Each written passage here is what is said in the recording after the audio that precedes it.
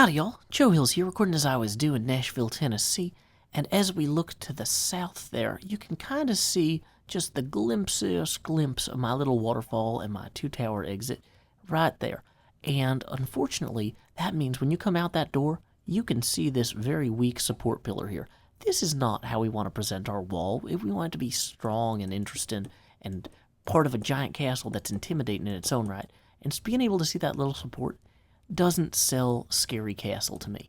So what I'm doing right now is I'm going in and I'm kind of extending a cliff upward that will kind of wrap around and capture kind of some of the feeling that this castle projects outward. Even though the castle itself goes straight up, by having the cliffs go out, it kind of projects strength. It makes it feel like the castle is coming for you, which, you know, since it's owned by a vampire, I mean, maybe it is. I don't think that's too big of a spoiler, considering that my daughter talked about vampire castles a lot in when I mentioned her in a previous episode. Where was I? Anyway, so I just want to get a rough, natural-looking cliff, and I'm thinking the best way to do that here is to embrace this part of the terrain and just kind of curve it back up and over on itself to some degree, you know? So we'll have the kind of cliffside here just naturally edge out toward there and project past it and over it. So this is going to really kind of give a naturalistic look to it by kind of having these like varied depths and what have you. But boom, this is not too hard, and it's a quick way to make this whole thing kind of feel more aggressive and less constructed. Well, it is constructed, but like less, I don't know, scaffoldy. Is scaffoldy a word? And if not, quick, somebody call the dictionary. Scaffoldy. Of or pertaining to scaffoldering. That's also not a word. Don't actually bother Erin McKean about this. She's busy. Actually, if you aren't following Erin McKean on Twitter, though, she, when I first saw her, she gave a talk about running a dictionary a few years back to Google. And this was back when Google Videos was a thing. I used to watch Google Videos all the time. And later they got, like, merged with YouTube, which is a tragedy. Because Google Videos was awesome in its own ways, even though it was never as successful as YouTube. But I was, watching, because they would post all of these great videos they would do, where they would have different researchers come in and give talks at Google about, like, their books or their research. One of my favorites was this guy who went and met with a bunch of robotics researchers to talk about AI. And he would ask them, one of his questions he would ask every researcher was, hey, what would you do if the robot you're working on, like, became sentient and decided to kill you, like, right now? And he said the usual answer was always basically whatever the robot was supposed to do. Just work around that. So, like, one guy said, I would just walk up a single stair because I've been trying to get this robot to climb stairs for 4 years, and it still can't do that. So, you know, it's kind of interesting. Although robotics has come a long way since then, so that might not be as safe a bet to climb stairs as it was then for that fella. Hopefully he's been really successful. But anyway, where was I? Yeah, Erin McKean gave a really good talk about words and about how flammable used to not be a word. The word was inflammable, but people would see the in at the beginning and think that it meant that the thing couldn't catch fire. And she mentioned how it's really good to have a sense of language, but language derives much of its value from usage, and while it can be academically rewarding to argue for linguistic purity, at a certain point you can't have people blowing themselves up because they smoke next to propane tanks. Like, you have to solve that problem by just accepting that inflammable now means, or that flammable is a word. You can put flammable on a label and not have people smoke next to it, you know. So where was I? Making more torches. Plenty to do today. And a new day rises once more on the Hermitcraft server. I am still Joe Hills. I'm still doing my Joe Hills builds of Tracy and Laura Hickman's Ravenloft setting or Ravenloft Castle, kind of reinterpreted for Minecraft here.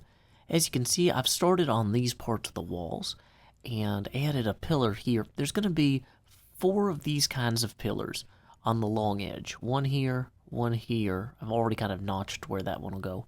One there and one there. And so those will kind of define the panel size when I do my concrete powder build.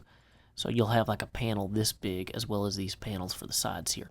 Also, there is a larger post in the very center, which I'm going to run toward.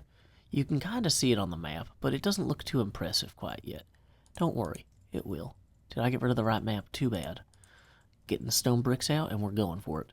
Speaking of bricks, you know, I was talking about flammable versus inflammable earlier, and I got to thinking about other kind of linguistic arguments I see a lot of, like people complaining about folks using the word Legos as a plural.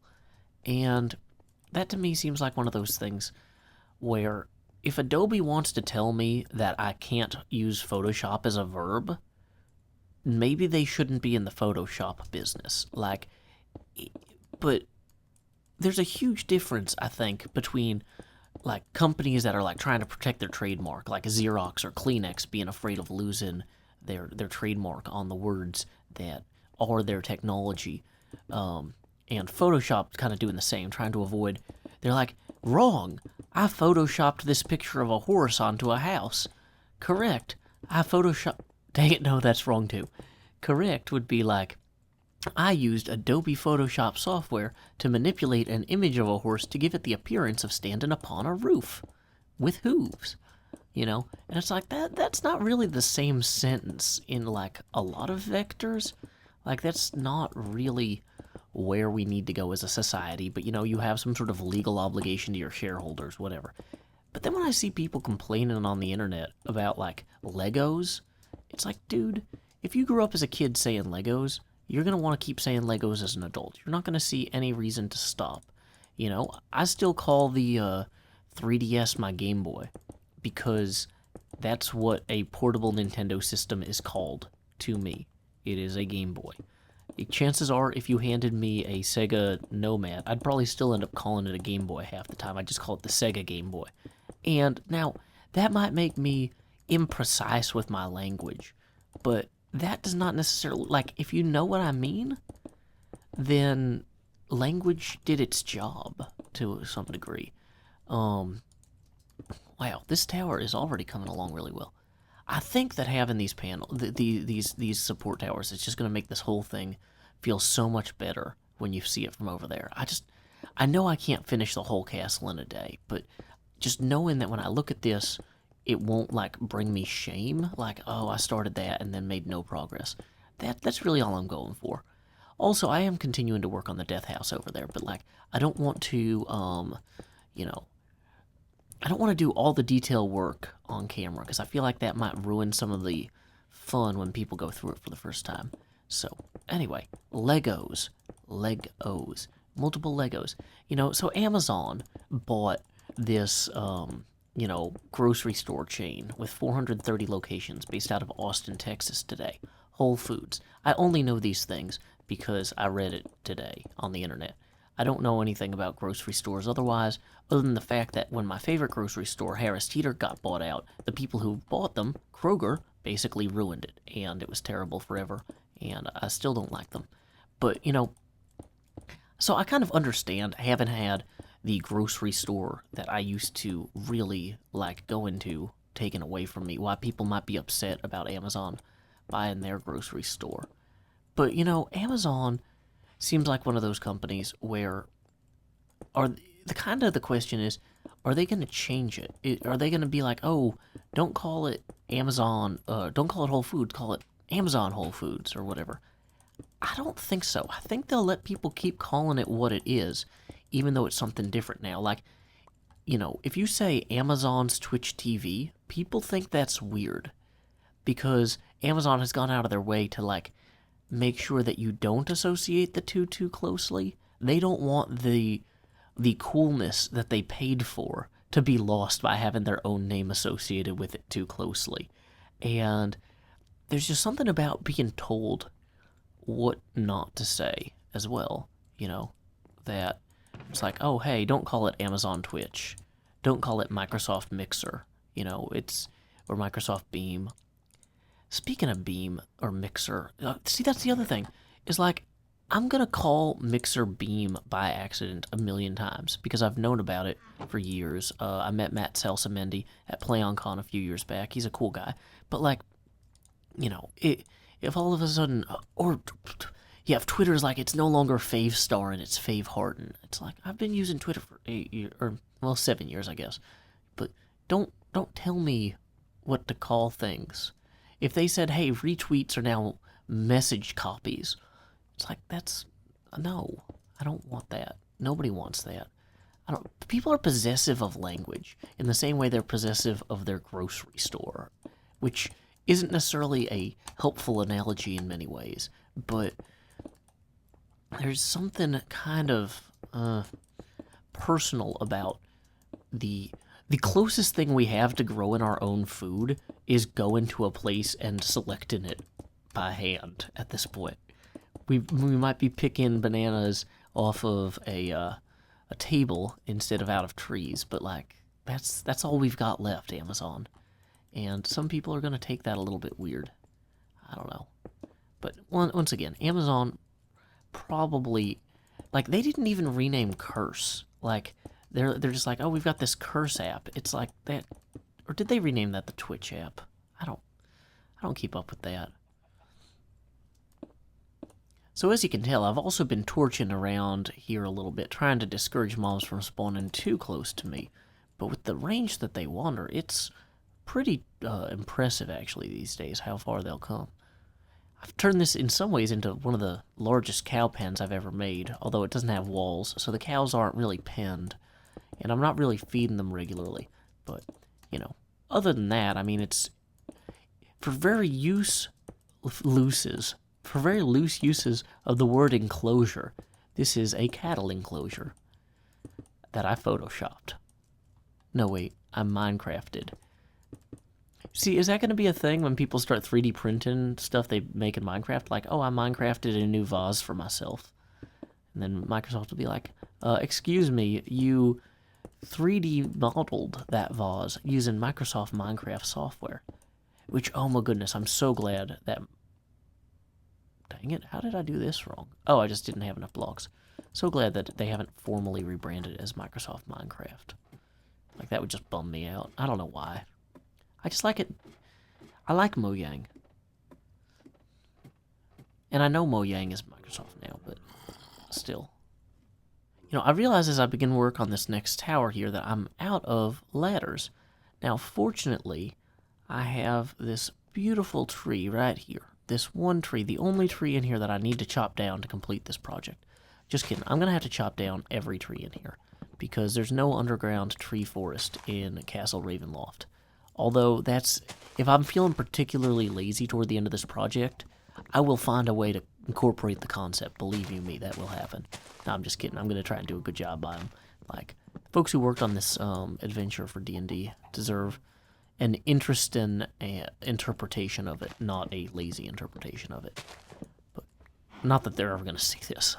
But, you know, still, it's kind of one of those things like, I want to do something cool, so I'm going to do something cool.